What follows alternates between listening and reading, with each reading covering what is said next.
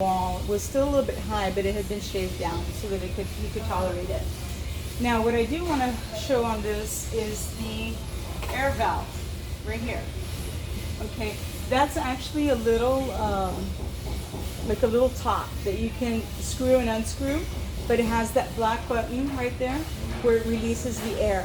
So in this case, he's got a plastic liner, so we kind of put some lotion on his limb. We'd have him slide it in with that open, right, with the thing off, the little lid off of it. Then we put it back on and then have him stand and press the button so that the air would come out. And then once he released the button, it was like hugging onto his leg. Okay. Is that a full suction?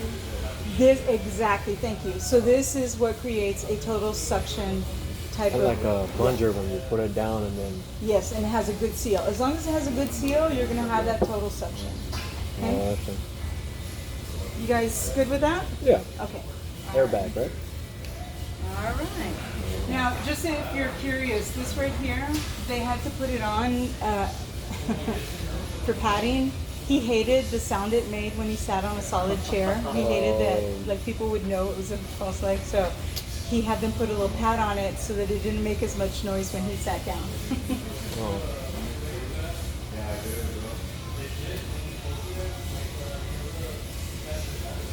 That's Okay, super old one right here. But I like this one because you can see Satch foot. Is that for the... Say it. With diabetes?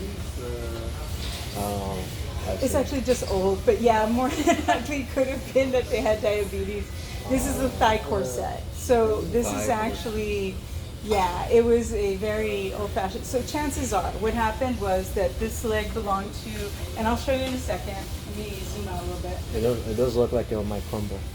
Yeah, it will. Or it has, I don't know. Okay, so one of the things I'm going to show you here, can you notice something about the foot? Got a little hole in the bottom. Okay, yes, it's got the hole on the bottom. So what does that tell you?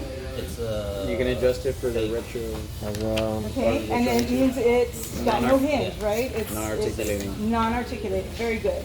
Okay, then somebody said something else. It's like standard. Yes, plantar flex. So who do you think wears this? Look at the size of the foot. Oh, Pesiqueens? So woman. No. A woman. Exactly. High heels. Yeah, Yes. that's exactly what I mean. Exactly. Okay. So good. I'm glad you guys are putting the pieces together. So yes, this is exactly. So my suspicion with this one was actually there before I even got there. Okay. But this was probably a woman who lost her leg in her younger years, and all they had at that time was like that thigh corset kind of thing.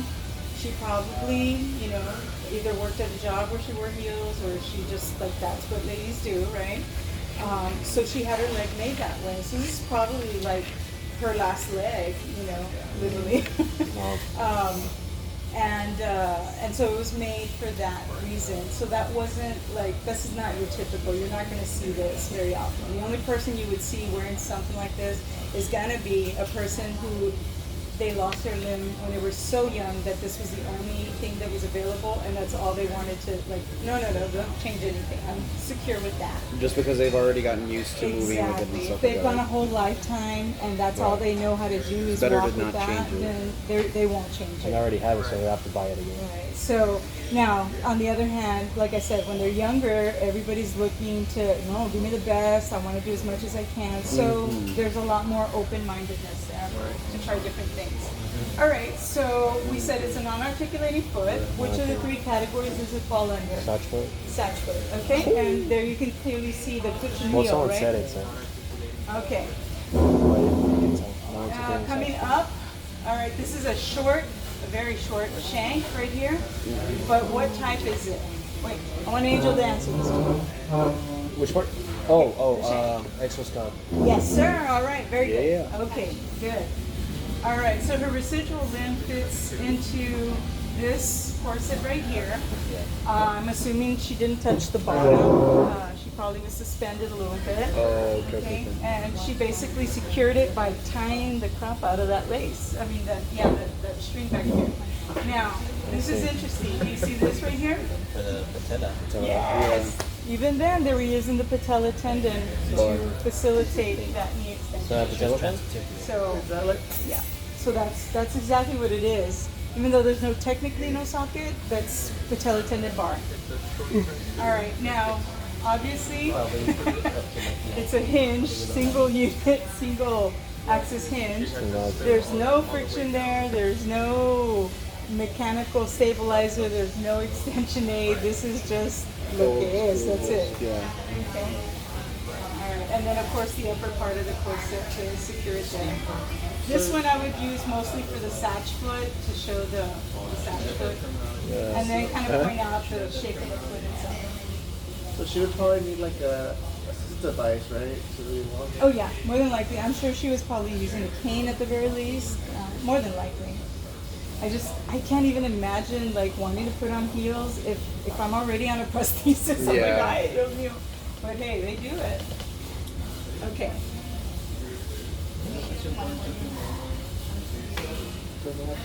All right. Now let's look at this. Okay, so looking at the overall picture of this one. All right. What type of user? What patient is using this? Transfemoral. Very good. it has a Okay, knee you've got joint. the foot component. You've got the pylon. You've got a knee unit. And you've got the Endoskeleton. socket. Yeah. And it's endoskeleton. Very good. And it's a non-articulating foot too, right? Yes. Okay, let's take a look. Okay, so first is the foot. This looks like like the soft cushion. Cushion at the heel. Yep. Okay. So here we go. Again, you see The the hole right hole, there. it's got a pin, so it's non-articulating. There you go. Very good. And that's a satchel. Yeah, because of the because of the heel. heel. Can you The see that? heel looks that like it's wedge? separated. Yeah. Okay. No. No, the it would just have the Safe keel. Foot is- yeah, it doesn't have. It's solid. It doesn't have a change in No. material. Satch. So as a stationary hole, as a stationary hole in a soft heel, that's satch. It can be satch or it could be safe, right? Right, 'cause that- but it's showing that there's no hinge.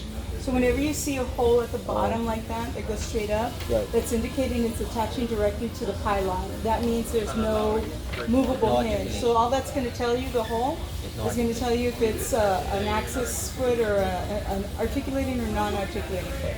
Right. Okay? All right, coming up, we've got the pylon. So it means Pylon, endoskeletal, right? endoskeletal. All right, now let's look at the knee unit. Okay. Oh, it's just a single axis. Okay, good catch. Okay, so from far it almost looked like maybe they had two hinges on there, right? But in fact it only has one, so it's actually a single axis knee unit. On this one, again, we can't really see it, but on the back side you would see it had a friction mechanism. There's a little piston. This was one of those that you could like swing it, like using your hand to swing it forward. You hear, Like that. Hydraulic. yeah, exactly. Okay, coming up to the socket. This is not a great picture, but essentially this gentleman was really slim. He was real skinny. So he had a real long limb, but it was just very slim and it had atrophied quite a bit. His is a quadrilateral socket. You can't really see it very well from here. And the other thing that you cannot see is that it's not exposing any air valves or any holes. So if you don't see an air valve on it, it's not No going to be a suction. suction, okay? Because it has a belt too. And exactly, and it's got the belt to help support it. So this guy used socks and just the belt, okay? What do you think would be a disadvantage if they only use socks and the belt? What happens throughout the day to the It limb? loosens up Loosen up. and it just Right. So Start what can chafing happen? and So stuff like that. Like chafing. There's pistoning, right? Yeah. Okay. So if it changes, so that's something you want to keep in mind. So more than likely, this is going to be a person that only uses it maybe around the house a little bit, or to go out and get their mail, but they're not going to be a big community ambulator, right? Right. Okay.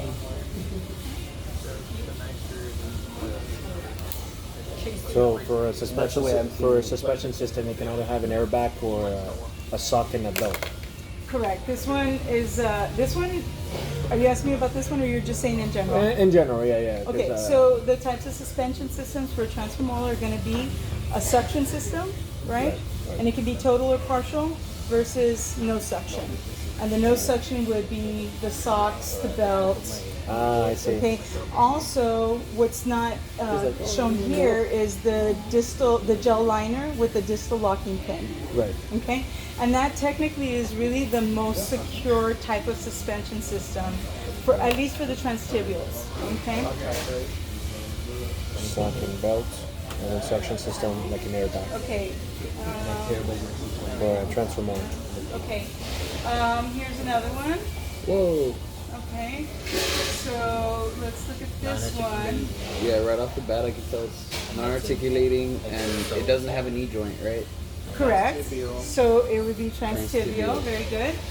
All right. Exoskeleton. Exoskeleton, very good. We can't tell much about the foot, right? Because it's covered up, so we don't know if it's a cushion, a sash or a safe. Yeah. Transtibial. And it's for a transtibial patient, right? So it's got the exoskeletal shank. Okay, on here, let's zoom in a little bit. It's a no suction because it has a belt on top too. Right, but remember we referred to the suction, no suction for the transfemorals. Oh, just transform. Yeah. Oh.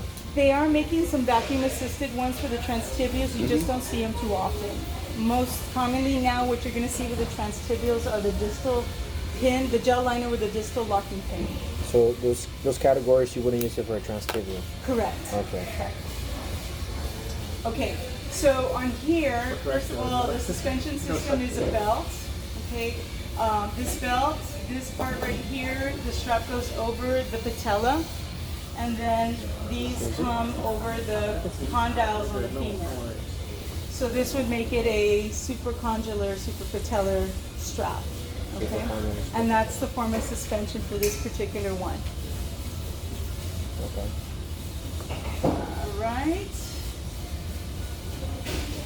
Supracondylar, suprapatellar. Okay, and I can't remember which student that was, but okay, this one, and I think I have a couple of pictures of these, but this was one of Miss Manley's legs, so this is my little cowgirl, my 83-year-old. Come in a bit. You can tell she is it's the worn. hell out of her foot. Okay, and only because I know what's underneath there. This happens to be a safe foot. The covering, she ended up getting, it's an endoskeletal, but she ended up getting the covering with the foam because she wanted it to look like a regular leg. Oh, I see. So that's why it's kind of hard because I can't tell like it has a stationary hole or the heel. Right, you can't see it from right here, but the cover, like, actually covers it. So it's removable. It's like a latex liner that just can come off. Yeah. So she has a stocking. She has a what? She has a stocking. Well, this covering right here, like all of this, Yeah. is like a latex Oh, covering. okay. Oh, So You can't tell if it's Yeah. a safer such. Okay. Okay, so I couldn't ask you on a test like what it is, but I happen to know. All right, and then when you look at this, right, you can't really tell, but if you were to hold it, it would squish. It's all foam. Okay, so it's all foam, and they're able to like that. That would tell you, okay, this is endoskeletal because underneath there has to be that structure that supports it. Okay, coming up, she's got a neoprene sleeve. I'm telling you, she used the heck out of it. Oh, we can't even see the top of it Wow, here. the veins on that. So, yeah, Looks like chili fan. I'm telling you, she That's what I was used thinking. her leg.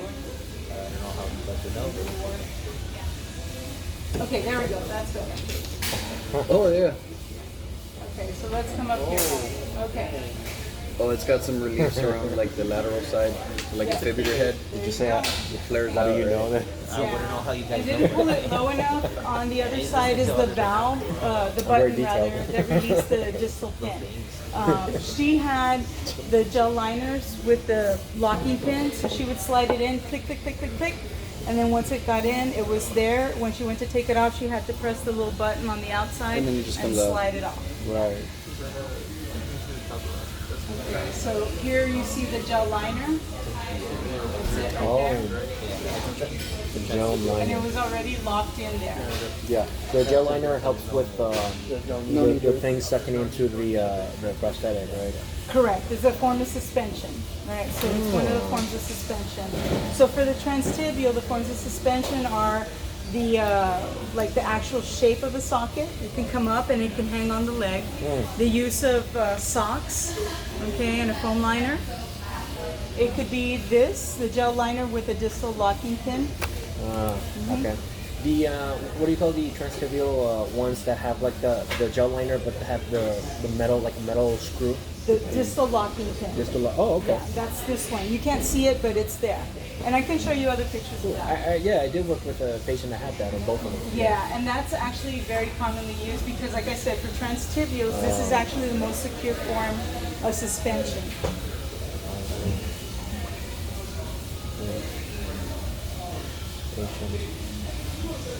Okay, okay, this is another good one.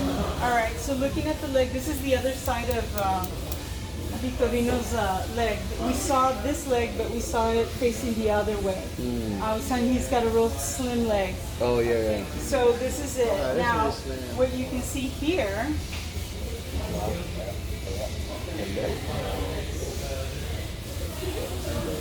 Okay. That's a sag. Yeah, you can barely distinguish it here, but you can see You the can see the triangle. different color of heel. Yeah.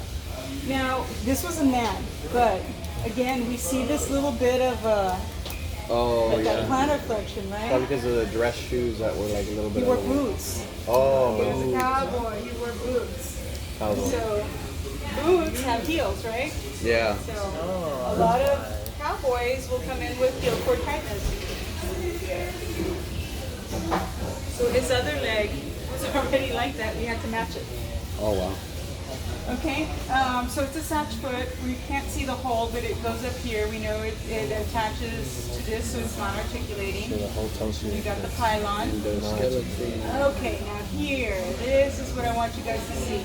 It's a single axis. This was a Okay, poly. yes. Actually, It's a polycentric. yes. No. Actually, this one is polycentric, okay? But, and that's, yeah, this is doing double duty here. Okay, this is the axis here, okay? And then there's a slight bit of translation that occurs in coming through here. But this is really what I want to show you right here. Extensionate. Yes! That's the famous rubber band, okay? Polycentric. That's the famous rubber band right there, okay? That's what they commonly look like. And this is what's this has a single joint. It has a joint, a knee joint. It's It's an, transfer. yeah, this is the knee unit on a transfemoral prosthesis. Oh, okay.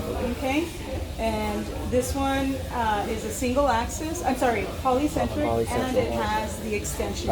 Polycentric because it has A slight bit of translation. Okay. Oh. Now, if I just point, let's say on a test, you've got a red arrow pointing to this right here, and that alone. Okay, I would have you identify that, and all you have to do is tell me that's the axis for the Flexion knee to- extension. Yeah, flex and extend. Okay.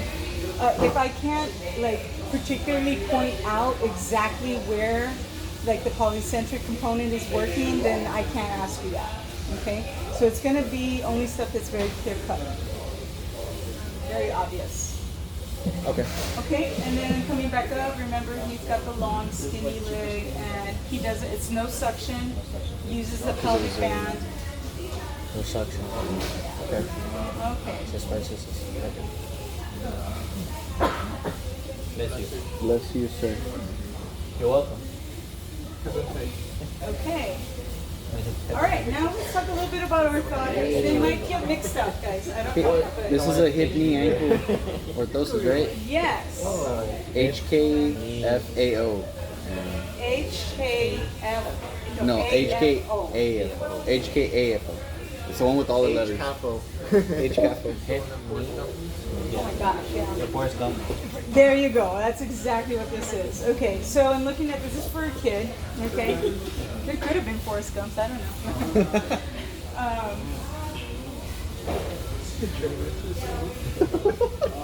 You're trying to dang, you ain't got no legs, you're trying to dang. Okay, so this one is again mainly because it's an old device, but that's why you see the metal uprights. I'm just saying that like it allowed the kid to breathe and still wear clothing underneath. Okay, so they had like the shoes, and this was an external kind of device. So Here, what we see are what's called the stirrups. They attach to the heel of the shoe. And then it's got a hinge here. It's not clearly seen, but right here coming up, there's a little screw that allows to tighten it, and it's got a coil. So that helped them facilitate the dorsiflexion component. Okay, and it stopped them from dropping into plantar flexion. All right, coming up the superstructure, you've got the knee pads here, and this pad essentially, the knee joint is right up here. So this goes underneath the patella around the tibial tuberosity and kind of pulls it back. It prevents it from going forward and buckling, right? All right, now on here, single hinge, but you see this right here? That's the thing that slides down and blocks Exactly, it, right? the drop ring. Remember we were saying that there's that's the mechanical stabilizer for the orthotic unit here. Okay, so that It was would like lock the them table in. one. When you unfold the table and then you move the little thingy out. Right? Exactly. The folding tables, that little drop ring, that's exactly the same concept here. Okay, and then it comes up to the thigh, right there. Comes around the thigh, and there is a hinge for the hip. Okay, right there, and it only allows for flexion and extension, and then it's supported just above the hip, coming around the pelvis. Okay, so that's an example of your HK fold.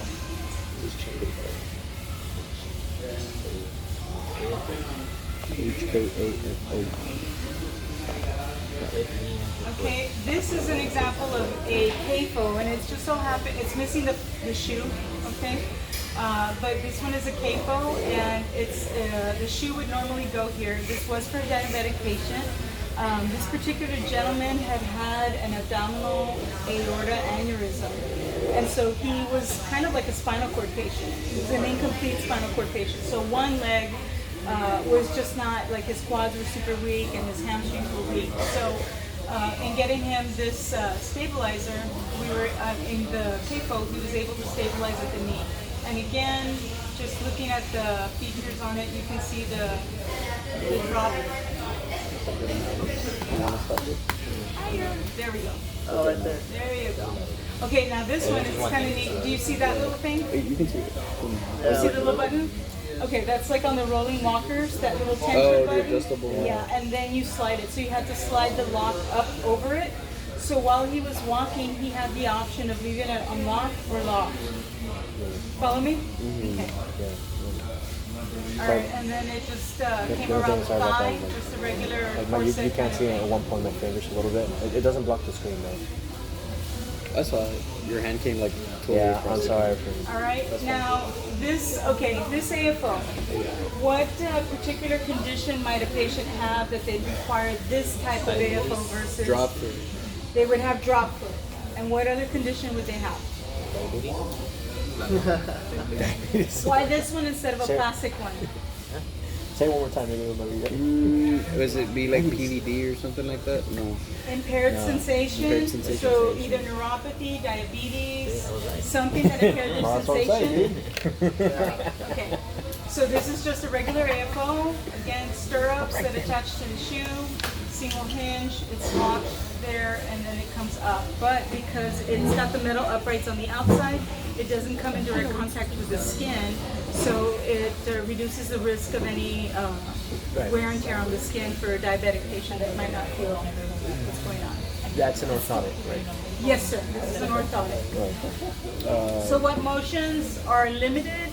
Eversion, inversion, eversion. Yeah, it's not going to allow for inversion or eversion, but primarily we said this is for a patient with drop foot. So you want it's- to stop them from doing plantar flexion. It limits plantar flexion, right?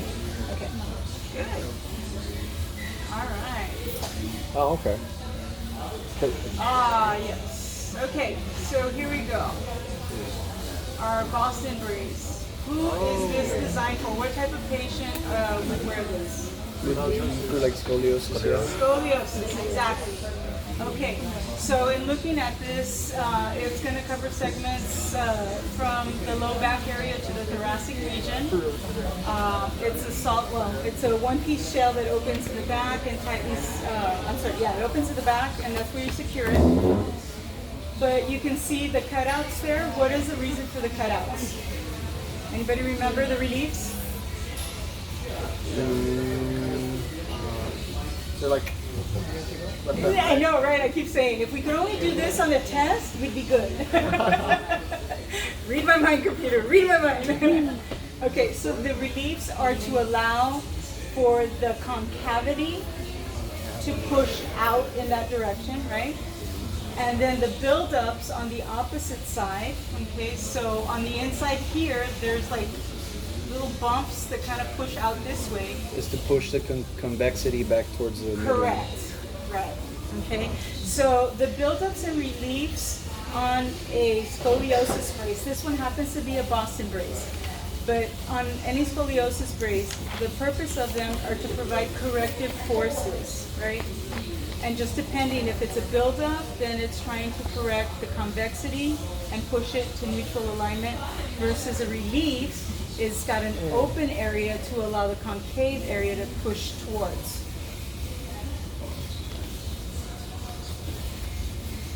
You with me, Angel? Yes. Okay, good. All right, Yeah. so Bring them in there. okay, here's another one. This is a much older one. Actually, I'm going to skip this one because it doesn't have much to show you as far as buildups and reliefs. But let's go over here. Oh, this is a scary one. This is also a scoliosis brace, but this is a weird kind of hybrid. They just kind of did. So they did. It blocks like flexion extension, right? Yes, this one is gonna, well, yeah, it does. For 'Cause sure it has it two blocks the bars. extension, exactly. And it's meant to kind of hold them up into that. So it's got a harness that comes over it. But right here, this is what I want to point out. It's got a strap that pushes in on the convexity, okay? And then on the opposite side, it's open. For the Yeah. So that the concavity can go out. Okay. Yeah, I don't want to bog you down too much on this. Would this be like a Milwaukee brace, or is it just Yes, like, oh, it it's, is? good job. I have it Very open good. right here. All right, nice, nice. clapper. Right here. Okay. Now this one, okay, we're looking at the front. It's kind of open here, but it's got two metal rods along the back. This goes down to the sacral area, and this goes up to the thoracic spine. So this would be a TLSO. Okay. What motions are going to be limited by the uprights right here on the sides? Lateral flexion. Correct. And then what motions are limited by the metal bars on the back? Extension. Correct. Okay. And then it's got a soft kind of thing here in the front, but it's also supposed to limit a little bit of the flexion. But technically, there's no bars holding it there. But that's it's a extension and lateral flexion limiting. All right. Here's another one, and this one is a lumbar sacral orthosis. Very similar, upright bars on the outside, on the lateral sides, and then extension bars, extension limiting bars on the back, and then the soft corset in the front. Also an ELFO. So all of these are preventing that extension. So these are, this was what they used to use kind of commonly after like lumbar surgery, okay? There's an older model. And so, yeah, it held them up in a neutral position, but it also prevented them from hyperextending if they had done like a laminectomy Laminectomy. or something Oh, like that. that's why you have the metal parts on the back. Correct. Ah, That's okay. it. Ah, you remember this one? The halo. The halo. Yes. Okay. So what cervical motions are limited by this one? Flexion extension. Basically all of them. All of of them. them. Exactly, all of them. Because it's drilled right into the head. Or it's like a bar. And this is targeting what segment of the spine, guys? Thoracic and cervical. Yeah. Mostly Thoracic. cervical, but yes, sometimes thoracic. it Also will the kind thoracic, of, Because it's right here in the. Because of the chest, you're not Correct. able to. Correct, so it has to get the upper part of the thoracic just to make sure the cervical doesn't have room to move or get pulled along with it. Ah, the plus sign. Jewel type. What do we want to add? For Oh, flex. No. Cash race. Cat. Cash. What do we run at? Oh yeah, that's true. Cash brace. I was like, Cash brace? Yeah, this one happens to be a cash brace. oh, okay. And what patient is this going to be issued for? One that has cash? Yeah. You're limiting flexion. Yeah, so this is our little osteoporosis patients, right? The folks that have the compression fracture of the vertebral body. It's usually an anterior compression. Osteoporosis patient.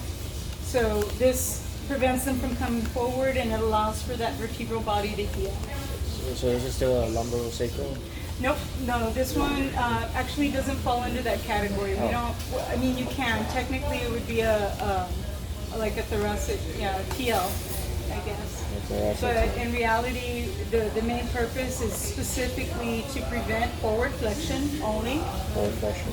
Yeah, and that's all it's limiting, and that's just to prevent further compression on the vertebral body as they Oh, okay. Limits forward flexion. now that's the Jewett one. Okay, that's Oh, the Jewett. that's the one that I was thinking about. Yep. Same purpose, same patient. It's the one that's open from here only, right? Like from Yeah. the Like Jew. Yeah, and it's the Jewett. 2 points that kind of hold them back up. It's JEWETT. I see. yeah. Now this one's kind of interesting though because it actually also has 2 bars on the side, so it limits a little bit of their lateral flexion as well. Okay. That's the only difference between those two. I see. Okay, AFOs. All right. Now on this one, okay, so you can see this is probably what we buy off the shelf, like a prefabricated one. Comes in small, medium, large kind of thing, right? But again, the purpose is the same for all of these. What type of patient or what type of problem does the patient have if they need this? To limit plantar Weak flexion? anterior tib or So weak anterior tib, plantar flexion, drop foot, right? Oh, okay. Okay, very good. Yeah, so, because the other one looked like it had the other one that you showed us with The the metal? shoe. Yeah, the one with the metal, that one. It looked like you could plantar flex. It Or is that some could. metal? Okay, the hinge, it could be an adjustable one, but you'd have to look at it or hold it to be able to determine that. Okay? So if you look at the picture and you know what you're looking for specifically, you could see if there's a little screw kind of coming up and out. That's usually a spring that can be adjusted. If you see just the hinge alone, chances are it's just locked. Okay? Oh, okay. But this one, like, no plantar flexion at all. Like, Correct. This is just going to keep the foot in neutral, so they're not going to be able to activate either the plantar flexors or the anterior tib here. So they'd probably develop a lot of atrophy if they use it for a long time. right. The difference here is that this person probably had just weakness because they don't need as much support coming up the foot. it just ends like right at the arch, right? Exactly, right in the mid-arch area. Versus this one This comes total. and yeah, you could tell this person probably maybe had a flat foot, so they gave it like more support on that side. They extend it all the way to the toes, so whenever you see it go that long, guys, it's usually because they have like spasticity and their toes will curl up. So if it goes long, that contact prevents the toes from curling up. This is a plastic solid.